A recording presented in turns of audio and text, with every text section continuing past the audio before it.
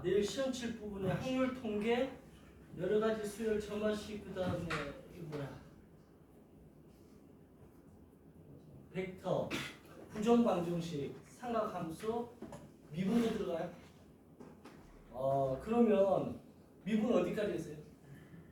미분 극대극소까지. 극대극소까지. 그럼 지금 위에 반에서 선생님하고 했던 몇몇 학생들은 미분 아예 다음 주에 한다고 하지도 않았는데 미분부터해서 조금씩 내일 시험 칠 범위에 해당하는 개념들을 하나씩 다 설명해 줄 테니까 큼직큼직한 거 설명할 테니 혹시 설명 듣는 도중에 이해가 안 가거나 개념 설명을 좀 더 필요로 하면 해요. 미분 위에서 안 했는데 혹시 다시 처음부터 하는 건가요? 그렇지. 지금 해줄게요. 그러니까 개념 설명 오늘은 문제풀이는 좀 이따가 2교시, 3교시 때 하고 1교시, 3교시에 문제풀이하고 1, 2교시는 계속 시험 범위에 해당하는 개념 설명을 좀 떠올릴 수 있게끔 내일 시험 칠 때 이런 거였구나 하게끔 그런 설명을 할 테니까요. 잘 들어봅시다. 먼저 이거 녹화 시작해도 될 것 같은데? 했어? 그 미분에 대한 얘기를 먼저 할게요. 잘 들어보시기 바랍니다. 먼저 맨 처음 미분 나올 때 극한이라는 말을 배웠을 거예요. 극한. 그럼 리미트 이런 단어의 약자 이렇게 쓰죠. 그런데 여기에 두 종류가 있어요. 뭐가 있냐면 함수의 극한이 있고 수열의 극한이 있어요. 그런데 먼저 뭐부터 배우냐면 함수의 극한부터 배워. 왜 그러냐면 잘 생각해보면 이 극한을 배우는 목적이 나중에 이 함수가 연속한지 안 하는지를 체크할 거고 연속하고 나서 얘가 미분이 되는지 안 되는지 체크할 거란 말이에요. 그래서 이걸 먼저 배우고 그 다음에 수열의 극한이라는 걸 나중에 배워요. 그러면 차이점이 어떻게 생기냐면 함수의 극한은 어떤 fx가 있는데 x값이 어떤 특정한 점 하나로 간다는 거야. 가까이 근접한다는 거야. 근데 근접하는데 그게 우측에서 올 수도 있고 그래서 그걸 우극한이라고 하고 좌측에서 올 수도 있는데 그걸 자극한이라고 한다는 거지. 그랬을 때 그게 일치하면 어떤 특정한 값 알파를 일치하면 걔가 이게 수렴이라고 표현을 하고 얘를 극한값이라고 해요. 자, 이게 무슨 말이냐 그래프로 설명을 해보면 그래프가 이렇게 가다가 이렇게 가는 그래프가 있다고 해요. 지금 이 그래프 y = fx라는 그래프를 그렸는데 이 점이 1이라고 쳐요. 그러면 리미트 x가 1로 가까이 간대요. 그런데 fx라고 하죠. 1로 가까이 간다 이랬을 때 우리가 생각할 수 있는 게 x값이 1로 가까이 가는데 이쪽에서 올 수도 있고 이쪽에서 올 수도 있는데 어느 쪽이요 이렇게 물어보잖아요. 그래서 이렇게 오른쪽에서 오는 걸 우극한이라고 해가지고 여기다 플러스를 쓰는 거야. 선생님이 학교 다닐 때는 여기다 플러스 0이라고 했어. 그러니까 약간 0이라는 게 무한소라고 하죠. 무한소. 엄청 작은 양의 값이 가까이 간다 이런 뜻인데 이제 0은 생략하고 그냥 1 플러스라고 하는데 우측에서 오는 거야. 우측에서 왔을 때 이 값이겠지. 이 선을 타고 오는 거지. 함수 그래프는. 그럼 이게 만약에 3이었다. 그럼 얘는 3이 됐다. 근데 리미트 x가 이제 1로 가까이 가는데 얘가 이번에는 좌측에서 왔어요. 그럼 그건 마이너스를 붙인 거야. 1 마이너 이렇게 하는데 그럼 좌측에서 온 값은 이쪽에서 그래프를 타고 올라오겠지 이렇게. 그럼 이 값이 여기 2다. 그럼 얘는 2라고 하는 거야. 그래서 얘가 값이 같으면 알파로 같으면 수렴이고 그게 극한값인데 이게 같지 않잖아요 지금. 그럼 얘는 수렴하지 않는다는 거야. 이거 수렴이 아닌데. 수렴 안 하면 뭐야? 발산이다. 그리고 이렇게 발산이면 극한값이 없다라고 한다. 그럼 이걸 왜 체크하느냐? 극한값이 존재하고 이 연속이라는 말이 조건이 있는데 첫 번째가 극한값이 존재해야 돼요. 존재해야 되고 두 번째는 함수값이 존재해야 돼요. 그리고 세 번째는 그 극한값과 함수값이 같아야지 우리가 이 세 가지 조건을 모두 만족시킬 때 연속이라는 말을 쓰는 거지. 근데 얘는 1번에서 벌써 탈락입니다. 극한값이 없는 거야. 그러면 이제 두 번째로 만약에 연속한 그래프를 한번 그려보면 우리가 알고 있는 다항함수는 전부 다 연속이에요. 우리가 알고 있는 다항함수 연속이 돼. 사인함수, 코사인함수도 연속이에요. 그런데 탄젠트 함수는 중간에 이제 점근성 부분에서 연속이 깨지는 거고. 자, 예를 들어서 여기가 3이에요. 근데 이 값이 1이라고 쳐. 그럼 얘는 자극한으로든 우극한으로든 다 3이겠죠. 1이겠죠. 1. 극한값이. 리미트 x가 3으로 갈 때 3 플러스인 fx도 1이고 리미트 x 3 마이너스로 가는 fx도 1이다. 그래서 1, 1 같으니까 얘는 극한값이 1이라고 하는 거죠. 그리고 함수값 f3을 넣으면 얘는 지금 극한값이고 얘는 함수값인데 얘 함수값이 3이야. 그럼 3을 잡아넣었을 때 얼마 나와요? 1이 나왔죠. 또 1이다. 이렇게 얘 극한값이 1이고 얘 극한값 1이죠. 함수값도 1이야. 그래서 이게 이렇게 같아요. 이렇게 극한값과 함수값이 같으면 이 그래프는 연속이라고 한다는 거야. 그럼 연속이면 시험 문제 어떻게 나오냐면 극한값 구하라고 했는데 리미트 붙어있는 극한값 구하라고 했는데 연속이면 함수값을 구해도 된다는 거야. 그러니까 이런 거 있잖아요. 리미트 예를 들어서 x가 2로 가는데 x제곱 플러스 5x 플러스 3을 구하라. 이거의 값을 구하라 했는데 우리가 그냥 2를 넣어서 계산하죠. 왜 그러냐면 이게 깔려 있는 거야. 이 다항함수는 연속이니까 그냥 2 잡아 넣어서 계산하면 되는 거죠. 선생님 극한값 구하라는데 2를 넣어도 돼요? 얘 연속이니까 된다는 거야. 극한값 대신에 함수값을 구하는 행위를 하는 거지. 이해돼요? 근데 말로는 어떻게 하냐면 얘가 2에 가까이 간다는 거야. 2에 가까이 가면 예를 들면 1.99999일 수도 있고 2.00001일 수도 있는데 그 값을 안 넣고 왜 2를 넣습니까? 방금 얘기한 대로 극한값하고 함수값이 같기 때문에 극한값 구하라고 한 거지만 함수값 구하도 된다는 거야. 그거에는 뭐가 깔려있냐면 이 2차 함수라는 게 연속인 함수로 이미 알고 있는 거야. 다항함수는. 그래서 이를 그냥 넣어서 계산해주면 이게 답이라는 거야. 됐죠? 10이고 4고 17이네. 그죠? 이렇게 답을 써주면 된다. 자, 그러면 이런 연속을 왜 자꾸 따지느냐? 이제 극한에서 이런 연속을 왜 따지냐면 연속이면 얘가 미분 가능하다. 미분 가능성을 따지는 거야. 근데 여기서 이제 예외적인 게 있죠. 연속이면 다 미분 가능하냐? 아니다. 이거. 반례가 있어요. 반대된 예가 있어요. 그리고 미분 가능하면 연속이냐? 이거는 맞아. 미분 가능했다는 거는 전부 다 연속이라는 거야. 그러니까 이게 이제 어떤 얘기냐면 미분법이라고 배우죠. 공식. 예를 들면 우리 이건 알잖아. x 세제곱을 미분하면 얼마예요? 3이 내려와서 3x 제곱 이렇게 쓰죠. 이렇게 미분이 가능한 미분법으로 썼다는 거는 이 함수가 연속이기 때문에 이게 가능한 거야. 근데 연속이지 않은 함수 있죠. 예를 들면 가우스 x라는 함수 있지. 계단식으로 탁탁 끊어져 있죠. 그건 미분하면 얼마야? 모른다고 우리가. 왜? 이런 공식 안 배웠잖아요. 연속하지 않아 얘는. 그러니까 미분이 안 돼. 근데 얘는 연속하지만 미분도 돼. 근데 반례가 어떤 거 있냐면 대표적인 게 이제 y 절대값 x라는 이런 그래프, y 절대값 x라는 이 그래프를 보면 얘가 0에서 다 연결되어 있고 끊어진 게 없잖아. 근데 이 0이라는 요 점 우측에서 좌측에서 봤을 때 우극한 자극한이 값이 같은데도 불구하고 즉 극한값이 존재해. 그런데도 불구하고 얘는 미분이 안 돼. 이제 미분 계수에 정의대도 하면 미분이 안 된다고. 그런데 그렇게까지만 배워. 이거 x = 0에서 미분 안 돼. 미분 불능. 이렇게 이제 배운다고. 극한값은 존재하는데 극한값 존재하고 함수값도 존재해. 그럼 극한값 존재하고 함수값 존재하니까 그 값이 같으니까 얘가 연속이야.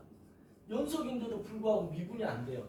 그러니까 미분이 왜 안 되냐면 자미분계수랑 우미분계수가 다르다 이런 말을 써요. 자미분계수랑 우미분계수가 다르다 이 말을 써서 앵무새처럼 이제 우리가 외우지. 미분이 안 되는 이유가 자미분계수랑 우미분계수가 다르다. 이러면 이제 학생들 입장에서 여기서부터 이제 멘붕와 왜 자극하는 뭐고 우극하는 뭐고 자미분계수는 뭐고 우미분계수는 뭐냐 하면서 멘붕이 오는데 다시 처음으로 돌아가서 미분이 가능하다는 말이 무슨 의미냐 하면 그 점에서 접선을 끄을 수 있어. 그래서 접선 기울기를 구할 수 있어야 되는데 이 점에서 한번 접선을 끄어봐라 이러면 접선이라는 게 뭐지? 한 점에서 만나는 거잖아요. 그죠? 그럼 이 점에서 한 점이 만나는 접선을 가장 먼저 생각할 수 있는 게 이 선이 접선이죠. 그죠? 근데 이게 점이라는 게 뭐냐면 방향성이 그냥 점 찍으면 두 점을 찍으면 그 두 점을 지나는 선은 방향이 결정이 나지만 한 점을 찍으면 그 점을 지나는 직선은 수없이 많잖아. 그러면 이 점을 지나는 직선이 여기 말고 여기 이렇게 끌 수도 있는 거 아닌가 이거야. 얘도 접선이라 할 수 있는 거 아니냐 이렇게 우길 수가 있는 거야. 그러니까 여기 이 점에서는 이 점을 지나는 직선을 접선을 수없이 많이 끌 수도 있다는 논리가 탄생을 해버려요. 그래서 이게 미분 안 되는 거야. 그러니까 미분의 원천적인 개념은 이제 변화율인데 시간에 대한 변화율인데 그게 이제 접선 기울기라는 말로 나와요. 그래서 그 미분계수를 이제 넘어갈 텐데 그거 넘어가기 전에 이 얘기를 지금 먼저 한 거예요. 그러니까 여러분들이 함수의 극한을 먼저 배우고 극한값을 계산하라고 하는데 그 함수가 연속이면 그냥 함수값을 구해도 된다. 요거까지만 기억을 하면 돼요. 그리고 함수값과 극한값이 같으면 연속이다. 요것만 알아두시면 일단 요 부분은 어느 정도 정리가 될 거예요. 자, 그 다음에 이제 미분 계수만 한번 넘어가 볼게요. 근데 이제 함수의 극한값 계산하는 거 문제 하나만 내가 예를 들어서 해볼게요. 보세요. 만약에 리미트 x가 마이너스 2로 가는데 x 마이너스 2분의 x 세제곱 마이너스 2의 값을 구하라 이렇게 딱 문제가 나왔어요. 그러면 이 그래프가 여러분들이 뭐 그리기도 힘들겠지만 선생님 이거 그냥 2자만 넣으면 되는 거 아니에요? 그래서 2를 딱 넣었더니 분모가 0이 돼버리지. 2를 넣는 순간 분자도 0이 돼버리지. 그럼 계산이 안 나오잖아요 값이. 그래서 당황을 하는 거야. 선생님 아까 뭐 그냥 넣으면 된다며요. 그거는 연속일 때. 이거 연속이에요? 연속 아니에요 이거. 그지? 분모가 0이 되는 점에서 연속이 안 돼요. 분수함수 8이어야 되는 거 아니야? 8. 분모가 0이 되는 점에서 연속이 안 된다고. 이해돼요? 그러니까 다항함수는 전부 다 연속인데 얘는 다항함수가 아니라고 지금. 분수함수기 때문에 분모가 존재하니까. 그래서 요거를 여러분들이 FM대로 배우면 어떻게 하냐면 얘를 일단 분모가 0이니까 얘 때문에 안 되는 거잖아. 넣을 수가 없잖아. 그래서 얘를 없애야 되는 거야. 그래서 얘를 x-2 해가지고 인수분해를 하라는 거야. x제곱 플러스 2x 플러스 4 맞네? 그죠? 그러면 얘가 이렇게 약분이 되고 나면 얘는 뭐가 되냐면 다항함수입니다. 얘는 이제 우리가 알고 있는 2차 함수죠. 그럼 여기서는 2를 넣어도 된다는 거야. 그럼 넣으면 얼마가 되냐면 4 그죠? 4 그러니까 2의 제곱 2 곱하기 2 플러스 4 3 12에서 답이 12가 이렇게 나온다는 거야. 근데 문제는 이 부분에서 여러분들이 이 인수분해를 못한다든가 나 선생님 인수분해 잘 못해요라든가 아니면 이게 지금 다항함수로만 나왔는데 다항함수가 아닌 이상한 함수야. 그런데 뭐 어떻게 해야 될지 모르겠어. 그래서 이거 못 풀 수 있어서 이제 교육 과정에서는 이걸 건드리지 말라 이렇게 얘기하는데 선생님은 이걸로 그냥 문제 웬만한 건 다 풀리니까 이걸 활용했으면 좋겠어. 높이탈 정리라는 거를 배웠나요? 높이탈 정리가 대학 과정에서도 나오고 뭐 고등학교 과정에서는 쓰지 말라 했는데 이 사람하고 그 오일러인가? 내가 알기로 오일러로 알고 있는데 오일러 스위스 앞에 나온다는 그 사람이 이 사람이 만든 건데 오일러가 만든 사람인데 높이탈이 돈이 많았던 거부야. 요즘 치면 만수르 정도 되는 것 같아. 그래서 그 수학자들 모임에 나가가지고 맨날 돈이 많으니까 참 바람직한 사람이지. 돈이 많은데 공부를 한 거야. 그래서 수학자들이 뭔가를 발표하고 있는데 나도 뭐 하나 발표하고 싶은데 실력은 안 되고 그러니까 올려한테 돈 주고 샀나 봐 이거를. 나중에 이제 그걸 올려가 얘기했나 억울하다 그래가지고 자기가 돈 주고 샀는데 이거 사실 내가 읽은 건데 이걸 이렇게 해가지고 나중에 다시 이제 올려 정리로 하려니까 그건 아닌가 보다. 돈 주고 샀으니까 이제 이 사람이 권한이 있는 거 아니에서 그냥 높이달 정리로 이름을 그대로 했는데 이게 무슨 말이냐면 x가 어떤 특정한 a 값으로 가는데 gx분의 fx다 라고 했을 때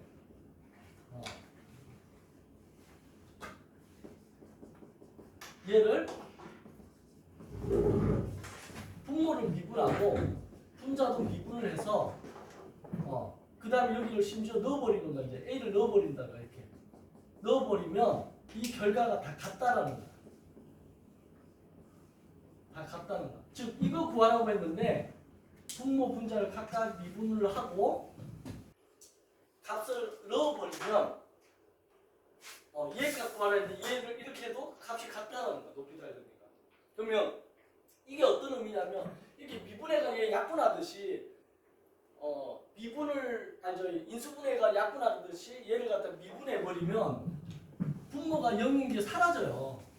그래서 그거를 한번 생각하면서 한번 이 문제를 높이달 정리로 한번 풀어볼게요. 그래서 이런 문제 나왔을 때 여러분들이 물론 서술형 풀이할 때는 아마 이렇게 풀면 우리나라에서는 안 된다고 하니까 자 x가 2로 갈 때 분모를 미분하는 거야. 그러면 미분이라는 거는 미분법 지금 아직 미분 정확하게 안 배웠으니까 미분법은 공식이니까 x의 n승을 미분하라 이러면 n이 앞으로 내려오고 x의 n-1이다 이렇게.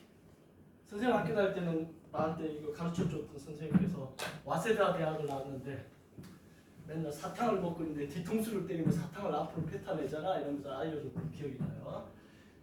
자 상수 C는 상수 C를 미분하면 상수 C 뒤에 뭐가 붙어 있냐면 x의 영승이 붙어 있잖아요. 그래서 미분한 순간 0이 앞으로 나오니까 다 0이 돼버려요. 0하고 곱해지면 다 0이잖아요. 이거 두 개만 알고 있으면 돼. 지금 현재로는. 그러면 x 미분하면 그러니까 예를 들어서 3x 미분하면 1차는 미분하면 무조건 개수가 돼요. 그지? 3. 그 다음에 2차 x제곱 미분하면 2가 내려와서 2x. 그러니까 요거만 알아두면 돼요. 1차는 무조건 미분하면 3. 그 다음에 5를 미분하면 이렇게 상수를 미분하면 0. 요 세 개 정도만 머릿속에 기억하면 x 세제곱은 3x 제곱, x 4제곱은 4x 세제곱 이러듯이. 그러면 1차는 미분하면 x는 미분하면 개수가 무조건 답이 되니까 1이고 뒤에 있는 마이너스 2는 미분하면 0이고 그 다음 위에 x 세제곱은 미분하면 3x 제곱이 되고 상수는 미분하면 0이고 그럼 이렇게 되죠. 이 상태에서 이제 2를 넣어주면 2는 4, 4, 3, 12 답이 이렇게 나오죠. 똑같은 답인데 훨씬 더 간단하다.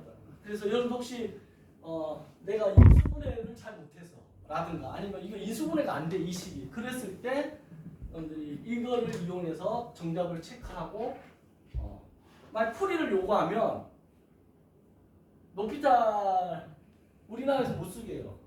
그런데 일본에서 풀이를 요구하는데 높이달을 쓰면 어떻게 되는지 잘 모르겠는데 아무튼 여러분들이 그 부분에 대해서는 이균 교수님하고 체크해봐야 될 것 같고 요런 부분은 활용해서 보조적으로 잘 이용하면 좋아요. 알겠죠? 이렇게 됐죠. 그래서 만약에 이걸 응용한 문제가 이런 게 있을 수 있어요. 예를 들어서 리미트 x가 2로 가는데 x-2분의 x 세제곱 마이너스 a래요. 근데 이거의 값이 예를 들어서 11에 지금 이 문제를 가지고 거꾸로 내는 거야. 그럼 a 값이 얼마냐? 그죠? 그럼 이 논리가 어떤 논리인가를 잘 보면 2를 잡아 넣는데 분모가 0이 됐죠. 근데 분모가 0인데 이런 값이 나올 수가 없잖아. 그럼 나왔다는 거는 얘도 넣었을 때 0이 됐다는 거야. 이런 걸 이제 0분의 0꼴이라고 그래요. 우리가 응꼴이라고 하는데 그렇잖아. 그 논리가 돼야 되는 거지. 그래야지 나오는 거지. 이해돼? 그러면 여기서 a를 찾아낼 수 있어. 2를 잡아놓으면 2의 세제곱 마이너스 a가 0이 된다. 그래서 a는 8이다. 이렇게 찾아낼 수 있다. 그래서 함수의 극한에서 주로 나오는 형태의 문제들이 이런 것들에 대한 거니까 여러분들이 잘 내일 시험 칠 때 참고해서 봤으면 돼. 자, 그러면 이제 미분 계수에 대한 얘기를 해볼게요. 미분 계수. 우리가 이제 미분 계수를 얘기하려면 먼저 뭐가 있냐면 평균 변화율이라는 게 있어요. 이 변화율이라는 게 이제 시간에 대한 변화율인데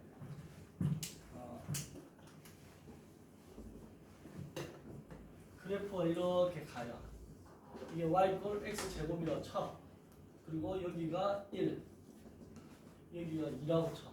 그러면 이 점과 이 점을 연결하는 선분이겠지. 이렇게 이 선분 이건 뭐 직선이라고 할게요. 직선의 기울기를 한번 체크하자면 직선의 기울기. 그게 결론은 평균 변화율이에요. 이 두 점 A점과 B점을 연결하는 직선 기울기를 체크해 보자는 거야. 그럼 직선 기울기라는 뭐냐면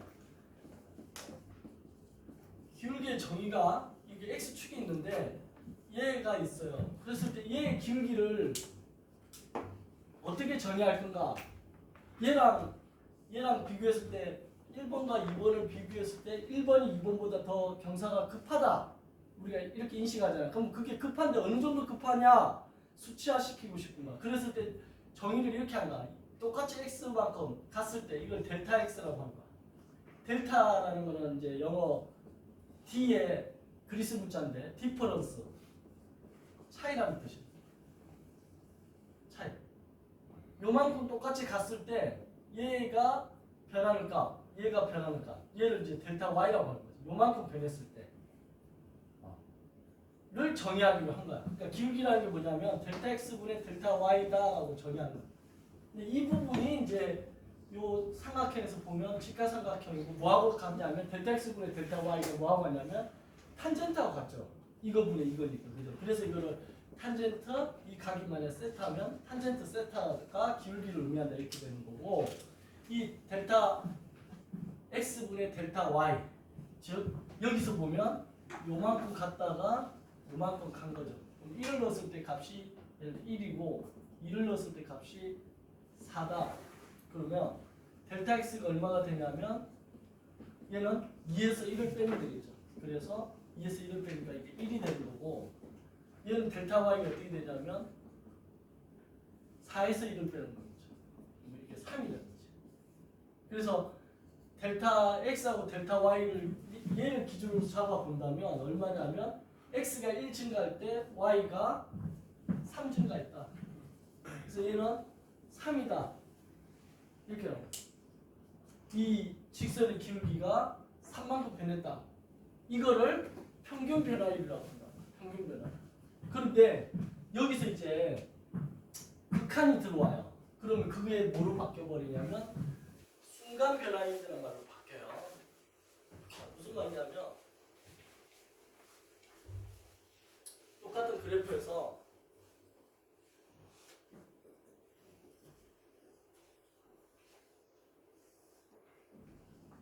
여기가 1이고 여기가 문제 A점이고 B점인데 Y꼴 X제곱이야.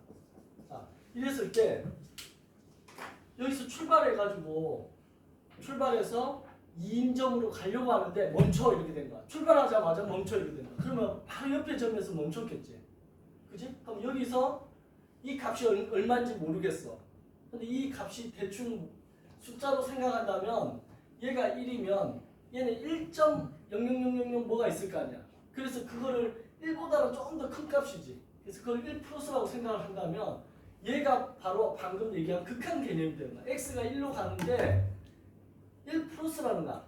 1에 가까이 가는 우극한 개념인 거지. 그러니까 1보다 좀 엄밀하게 얘기하면 두 점이긴 한데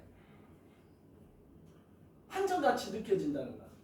두 점인데. 그럼 이 두 점을 연결한 선이 여기 있을 거 아니에요? 그것도 직선의 기울기죠. 엄밀하게 얘기하면. 근데 그 두 점이 한 점같이 보인다는 거야. 그럼 한 점에서의 직선의 기울기를 뭐라고 부르겠냐? 이 점에서의 직선의 기울기를 뭐라고 불러? 이거를 접선의 기울기라고 한다는 거야. 그러니까 극한이라는 말 자체가 약간 근사각 개념인 거야. 그냥 인정해. 이거 두 점인데 리미트를 붙이는 순간 한 점같이 보인다는 거야. 이해돼요? 그러면 1로 가까이 갈 때 이거의 기울기 아까 델타 x분의 델타 y를 한 얘가 어떻게 되느냐 이거죠. 그랬을 때 이제 1로 가까이 갈 때 이거를 갖다 이거하고 부호가 다르니까 얘를 어떻게 표현을 하냐면 델타 x가 0으로 가까이 간다 이렇게 표현합니다. 왜? 1에서 1 플러스 약간 더 가는 거를 그 차이가 거의 0인지 이해돼요 지금? 차이가 0에 가까운 거지. 그래서 우리가 델타 x를 x2 빼기 x1이라고 정의한다면 여기가 지금 아까 1이라고 했던 데가 이게 x1이 되고 2라고 했던 데가 x2라고 했을 때 여기서 델타 x라는 거는 x2에서 x1을 뺀 거야. 그래서 아까 2 빼기 1 해가지고 이게 1이 나온 거잖아요. 그러니까 델타 x를 x2에서 x1 빼는 거라고 정의한다고 하면 이 델타 x 대신에 x2 빼기 x1이라고 쓸 수 있는데 여기 델타 x가 0으로 간다 했으니까 얘는 델타 x 그대로 놔두고 이 델타 y 기능을 어떻게 써야 되냐면 델타 y라는 것은 y2에서 y1 빼는 거겠지. 근데 y2라는 건 뭐냐면 f에다가 x2를 넣는 거고 y1은 x1을 넣는 거야 이렇게. 근데 문자가 지금 보니까 델타 x가 동원이 됐잖아. 그럼 얘는 델타 x로 바꾸고 싶은 거야. 그럼 방금 여기서 x2를 뭐라고 쓸 수 있냐면 이렇게 넘어가면 x1 더하기 델타 x인 거야. x2라는 거는 x1에서 출발해서 약간 조금 델타 x만큼 거의 가자마자 멈추는 거죠. 그거를 넣을 수 있다. 그래서 어떻게 쓰냐면 이 fx2 대신에 fx1 더하기 델타 x라고 쓸 수 있는 거지. 이렇게. 그리고 뒤에 빼기 fx1은 그대로 써주는 거지. 이렇게. 그러면 이 델타 y 대신에 얘를 쓰는데 얘 대신에 결국 얘를 쓰면 돼. 그러면 걔를 넣어보면 f에 x1 더하기 델타 x 빼기 fx1 이렇게 쓸 수 있는 거지. 그럼 이걸 뭐라고 할 것인가? 이제 주인공이 누구야? x1에서 출발해가지고 벡터에서도 시점이 중요했듯이 x1에서 출발해가지고 가자마자 멈춰 있기 때문에 어느 지점에서 멈춘지 모르지만 주인공은 x1이잖아. x1에서 출발해서 멈춰야 됐으니까. 그래서 이거를 f 프라임 x1이라고 이름을 붙인 거야. 이걸 뭐라 불러? 미분 개수라는 거. 뭐에서의? x 이꼴 x1에서의 미분 개수 또는 이게 순간 변화율. 같은 말이에요. 순간 변화율, 미분 개수 이런 말. 그러니까 주인공은 누구야? x1인 거야. x1에서의 순간 변화율이라는 거야. 그 순간. 그럼 이 그래프가 결국은 순간이 모여서 점점 그래프 형태가 나오는 거죠. 여러분들도 지금 보면 나이가 지나면서 조금씩 주름도 생기고 늙잖아, 그지? 그 순간을 쪼개 보면 이거 거야. 순간. 그게 모여서 쭉 연속해 보이는 거지만 우리 눈에는 결국은 순간이 모인 거다. 그래서 이걸 순간 변화율이라고 하는 거야. 그래서 순간 변화율, 평균 변화율에 대한 개념을 설명했는데 여러분들이 이거를 이해하면 f 프라임 x1을 구하라 이 말이 무슨 말인가 머릿속에 떠올라야 되는 거야. x1이라는 점에서의 접선의 기울기를 구하면 되는 건데 우리가 접선 기울기 구할 때 이렇게 사실상 이게 한 점이 아니라 두 점이지. 엄밀하게 얘기하면. 그런데 리미트 붙이면 한 점처럼 인정하겠다는 거지. 그래서 순간 변화율, 평균 변화율 이런 거에 대한 개념을 이제 설명을 했어요. 자, 그러면 여기서 이제 뭐가 나오냐면 항상 그러면 이러잖아. 어떤 특정한 점 x1에서의 이런 스페셜한 게 나오면 그 다음 제너럴한 게 나와요. 수학이든 과학이든 잘 보면 스페셜한 거에서 뭐가 나오냐면 일반화시키는 작업을 해요. 제너럴. 그래서 선생님 이름이 상건이잖아. 상건 SG. 나는 이게 너무 마음에 드는 것 같아요. 스페셜 해가지고 그죠? 물리에서도 아인슈타인의 특수 상대성 이론 다음에 일반 상대성 이론 나오죠. 그러니까 지금 x1이라는 게 x 이퀄 x1이라는 점에서의 접선 기울기를 f 프라임 x1이라고 한다면 이제 모든 x 일반화시킨 모든 x의 접선 기울기를 f 프라임 x라고 한다는 거야. 이거를 다른 말로 그냥 도함수라는 얘기도 한다. 도함수라고 해. 이제 요 두 개의 차이점. 그러면 f 프라임 x는 정의가 어떻게 되느냐? 요거 그대로 따라오면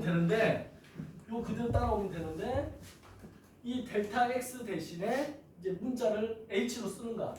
델타 x 오드 치기도 힘들잖아, 그지? 그래서 h로 써요. 그러면 어떻게 되냐면 리미트 h가 0으로 가까이 갈 때 h분의 델타 x분의 이거 여러분들 이거 암기하고 있어야 돼. 이거 유도 요 기본 정의 h분의 이걸 외우면 돼요.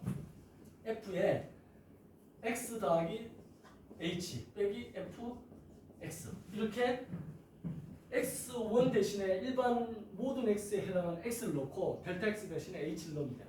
그러면 얘가 이제 모든 x의 도함수 이걸 구한 거야. 이게 지금 무슨 말이냐면 이게 이제 정의인데 도함수의 정의인데 이게 어떤 의미냐면 예를 들어서 아까 fx가 x제곱이라고 했을 때 얘를 미분하면 어떻게 된다고요? 미분하면 2x가 된다 했잖아. 이게 미분법이야. 법은 암기하라는 거잖아. 공식처럼. 근데 이거를 도함수의 정의대로 유도해봐라 하면 여러분들이 이거 그대로 하면 돼요. 어떻게 쓰면 돼요? f 프라임 x는 리미트 h가 0으로 갈 때 h분의 자 x 더하기 h를 넣어야 되겠지. 어디다가? fx가 x제곱이 됐으니까 여기다가 x 더하기 h를 넣어줘요. 그러면 x 더하기 h의 제곱이 되고 빼기 fx는 뭐야? 그냥 x제곱을 써주면 되겠지. 이거 계산하는 거야. 자.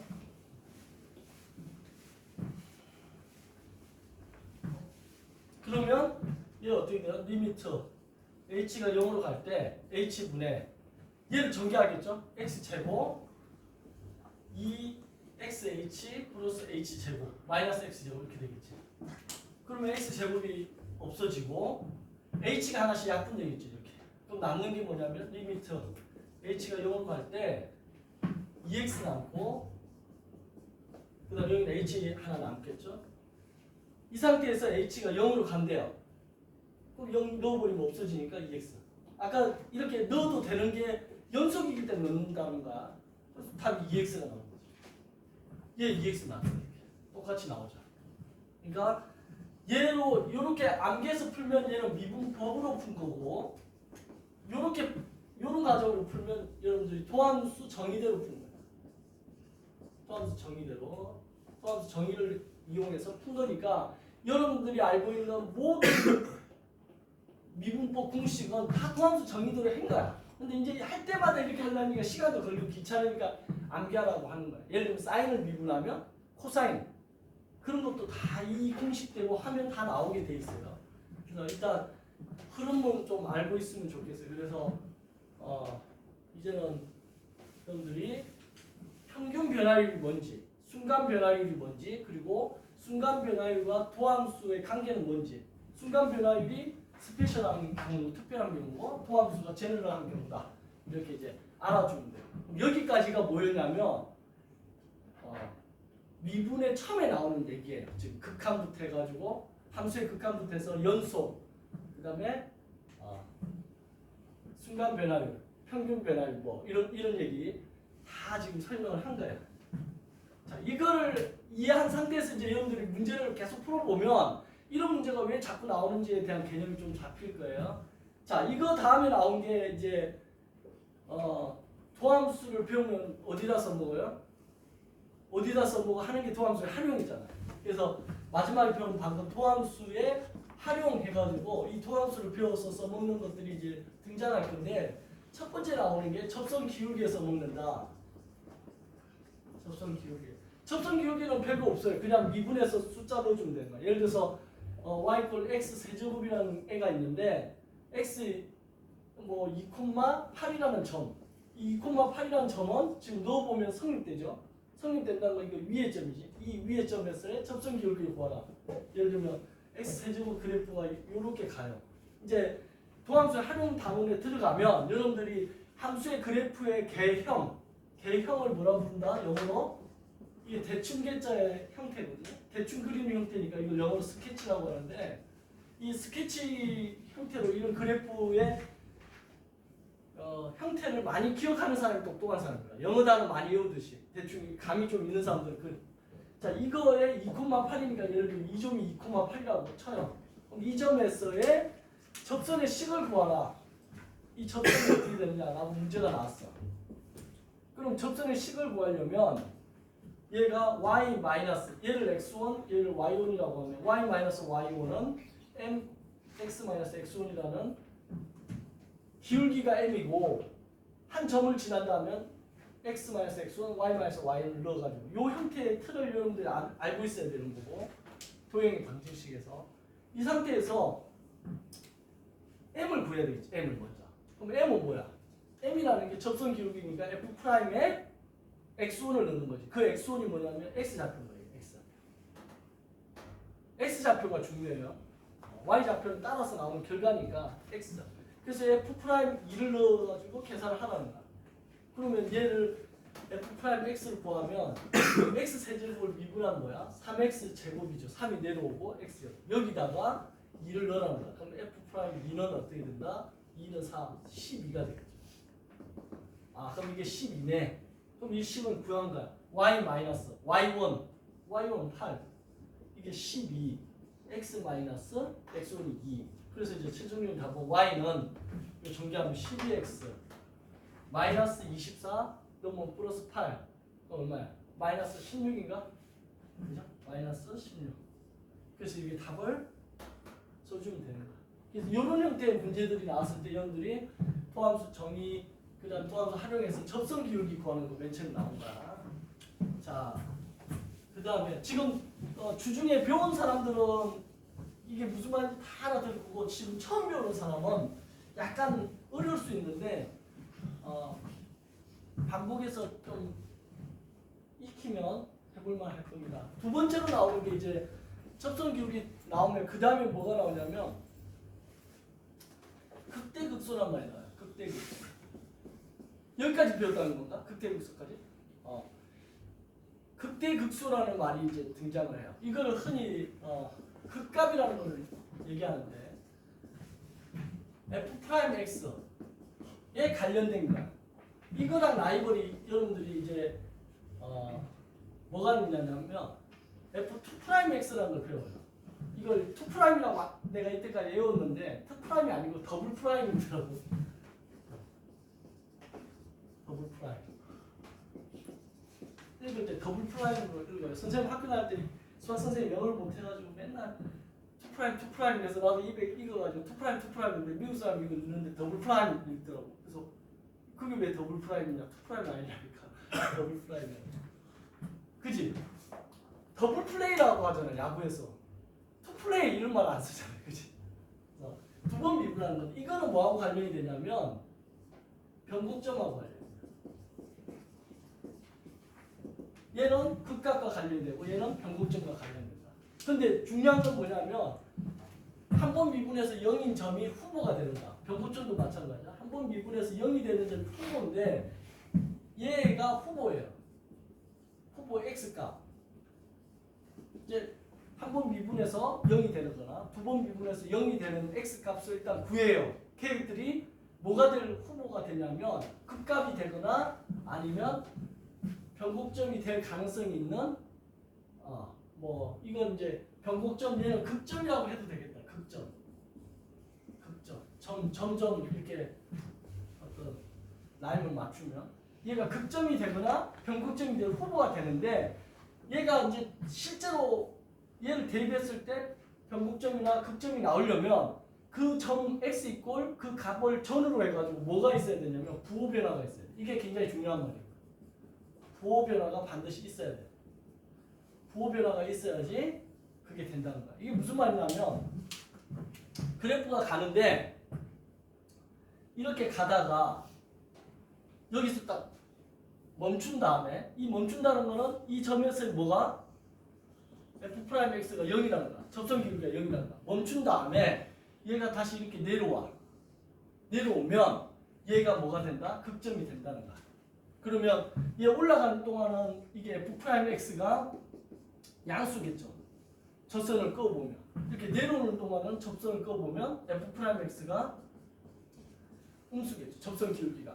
그러면 요 점이 뭐가 되냐면 극점이 되는데 극점 중에서도 얘를 뭐라고 부르냐면 극대점이라고 합니다. 극대. 얘를 극대라고 합니다. 이런 것. 아 선생님 이거 최대 아닙니까? 최대 최소는 그 뒤에 나오는데 이런 점들이 많아요. 예를 들면 그래프가 이렇게 막 가.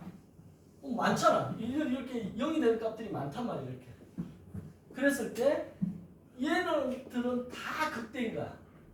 근데 이 중에서 가장 큰 하나가 최대가 되는 거야. 그러니까 최대란 말은 많이 들어봤는데 극대란 말은 잘 못 들어봤는데 극대는 여러 점들 중에서 여러 점이 나올 수 있다는 거. 뭐? 그 점을 기준으로 해서 즉 F'X가 0인 접선을 껐을 때 접선의 기울기가 0인 점들 중에서 부호 변화가 있어야 된다.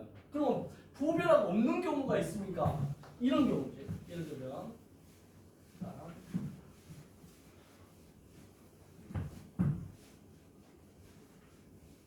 그래프가 이렇게 갔어. 근데 여기 F'X가 0인 점이야. 근데 여기서 다시 내려오는 게 아니라 이대로 그냥 가더라는 거야. 이렇게. 이런 그래프일 수 있잖아. 3차함수 같이. 그럼 이렇게 되면 어떻게 되느냐? 이게 F'X가 0인 거는 맞는데 이 점을 기준으로 해서 얘 접선의 기울기를 보면 F'X가 양수지. 근데 또 보니까 여기도 F'X가 양수야. 즉 구렁이가 담 넘어가듯이 이렇게 왔다가 그대로 또 이대로 가는 거야. 그럼 얘는 부호 변화가 없는 거야. 부호 변화가 없으면 얘는 극대라고 하지 않는다는 거야. 이해돼요? 얘를 극점이라고도 하지 않고. 그래서 여러분들이 극대 극소를 얘기할 때는 한번 미분한 점이 0이라는 걸로 해서 x값을 찾아요. 찾은 다음에 그 x값을 기준으로 해서 이걸 그려가지고 체크해야 된다. x값을 찾아서 어떤 알파라는 점의 x값이 0이 돼. F'X가 0이 된다. 이거. 알파를 넣으니까 0이 됐다는 거야. 그렇게 했을 때 이 알파의 앞에 있는 값, 알파의 뒤에 있는 값을 넣어봐서 이 F'X의 부호를 체크해봤더니 예를 들어서 이게 3이야. 그럼 3의 앞에 있는 값 1을 넣어보고 3의 뒤에 있는 값 5를 넣어봤더니 얘는 음수가 나오고 얘는 양수가 나와요. 그러면 이 fx라는 그래프, 우리가 이제 가장 중요하게 생각하는 건 이거잖아요. fx 그래프. 이 fx의 그래프 개형이 얘가 음수면 뭔가 밑으로 내려오는 거야. 그래서 이렇게 내려오는 거고 양수면 뭔가 위로 올라간다는 거야. 그럼 얘는 이 부분만 보면 x 이퀄 알파라는 부분만 보면 그래프가 이렇게 생겼을 거라는 거야. 그랬을 때 이 점이 뭐가 된다? 즉 알파를 잡아놓은 f 알파라는 값이 뭐가 된다? 극소값이 된다. 결론은 이런 걸 뭐라고 부르냐면 증감표라고 합니다. 증감표. 이 증감표를 이용해서 여러분들이 뭘 하고 싶으냐면 결국은 그래프를 그리려고 하는 거예요. 미분을 배워서 결론은 뭐야? 그래프 그리고 싶구나. 극대 극소, 최대 최소 이런 거 왜 배우는 거야? 결국은 그래프를 그리려고 하는 거야. 1차 함수, 2차 함수 뭐 이런 그래프는 여러분들 잘 그리는데 1차 함수 직선이고 2차 함수는 뭐 아래로 볼록 위로 볼록 이런 거니까. 근데 3차 함수, 4차 함수로 갈수록 얘가 그래프의 개형이 복잡해지니까 그래프 개형을 좀 더 스무드하게 부드럽게 잘 그리려고 이런 걸 배우는 거야. 그래서 여기서 이제 한 단계 더 나가면 더블 프라임 이계도 함수라고 하는데 그걸 이용해 가지고 변곡점까지 구하고 그렇게 해서 그래프를 좀 더 정밀하게 그리려고 하는 게 목적이에요. 이게. 그래서 여러분들이 반드시 알아둬야 될 게 뭐냐면 후보 F'X가 0이 되는 점 X값 그 후보 중에 그 값을 기준으로 해서 작은 값, 큰 값을 F'X에 넣었을 때 이 부호가 이제 마이너스 플러스로 바뀌든가 아니면 플러스에서 마이너스로 바뀌었을 때를 극점이라고 한다. 부호 변화가 없으면 안 나온다. 자, 예를 들면 이제 변곡점은 아직 안 배웠지만 개념의 확장을 위해서 변곡점 잠깐 설명하면 요렇게 가는 그래프 위로 볼록인 그래프하고 아래로 볼록인 그래프가 두 개가 결합했다고 생각해봐요. 그럼 그래프가 이런 형태가 될 거 아니에요. 이런 형태가. 자, 그랬을 때 이 결합되는 요 점, 요점, 요 두 개가 딱 결합되는 그 점, 얘를 변곡점이라고 합니다. 얘를 변곡점이라고 합니다. 그럼 이 변곡점은 아까 두 번 미분했을 때 0이 되는 점이 후보라고 했고 0이 되는 점을 기준으로 해서 부호 변화를 체크해 보면 이 부분이 위로 볼록이잖아요. 그러면 두 번 미분한 게 0보다 작으면 위로 볼록입니다. 이거는 이제 내가 어떻게 외웠냐면 이렇게 외웠어요. 두 번 미분한 x 값에서 0보다 작다를 이렇게 시계 추처럼 이렇게 밑으로 돌리면 이렇게 생기죠. 이렇게 생겼지 그림이. 그렇죠? 맞죠? 그럼 이 생긴 모양이 이게 위로 볼록이다. 난 이렇게 외웠어 학교 다닐 때. 그리고 여기서는 두 번 미분한 게 뭐예요? 양수란다. 그럼 얘가 이 부분이 아래로 볼록이란다. 이걸 보고 또 내가 어떻게 외웠냐면 이렇게 합니다. 두 번 미분한 게 이게 시계 추처럼 밑으로 이렇게 하면 이렇게 생겨져. 이렇게. 그럼 이게 아래로 볼록이구나. 그래서 아래로 볼록. 아래로 볼록. 이건 위로 볼록.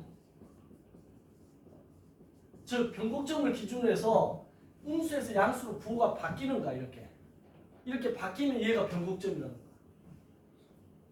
변곡점 많이 들어봤죠. 변곡점 터닝 포인트. 인생에서 터닝 포인트.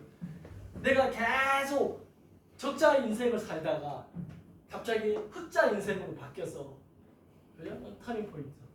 그러니까 부호 변화가 있어야 된다는 걸 얘기하기 위해서 하는 거야. 그래서 극점이라는 것도 부호 변화가 있어야 되고 변곡점이라는 것도 부호 변화가 있어야 되는데 극점은 한 번 미분해서 0인 점을 기준으로 변곡점은 두 번 미분해서 0인 점을 기준으로서 이렇게 나눈다를 알아두는 거죠. 됐죠? 그래서 여러분들이 극대값 극소값을 찾아야 했을 때 미분해가지고 0인 된 점이 전부 다 대입하면 그게 극점이 되는 게 아니라 부호 변화를 체크해야 된다. 증감표로. 그거를 좀 알아주면 좋겠죠. 여기까지가 이제 내일 시험 범위가 들어간다는 거죠. 그죠? 그래서 이걸 바탕으로 해서 좀 이따가 이제 3교시 때 내가 문제를 주면 여러분들이 문제 좀 풀어보면 이제 이 개념을 좀 알고 문제를 풀어보면 좀 문제가 해석이 되고 익히는데 뭐 아무것도 모르는 상태에서 문제만 풀면 개념이 안 잡혀가지고 이거 어떻게 푸는지 판단이 안 될 때가 있어요. 개념 공부는 결국 내가 판단하기 위한 자료를 얻어가는 작업이니까 이거를 기준으로 해서 이제 개념을 점점 살을 찌워야 되는데 살을 찌우는 방법은 없어요. 문제 많이 풀고 많이 틀리는 방법이에요. 그래서 선생님 개인적인 슬로건은 틀린 문제가 나의 스승이다 이런 표현을 써. 내 개인적으로 계속 문제를 많이 틀려봐야 돼. 여러분들 많이 풀고 틀려봐야지. 수로에서 100점 받은 준하이 같은 경우는 뭐 안 틀리나? 그지? 틀린 적 있지. 그런 거 틀린 거 하나 발견하면 굉장히 기쁘잖아. 내가 새로운 걸 하나 보석 같은 문제를 하나 발견했네 이런 느낌인 거고 틀리는 게 절반인 사람 50%를 틀려요. 그런 사람들은 나는 왜 이렇게 수학을 못할까 이런 생각을 하지 말고 야 오늘 내가 50%의 모르는 문제를 늘렸구나 이런 생각으로 계속 문제를 틀려보면서 쌓아나가기 바라요. 알겠죠? 그래요. 잠깐 쉬는 시간 했다가 그 다음 이제 또 시험 보는 내용 설명할게요.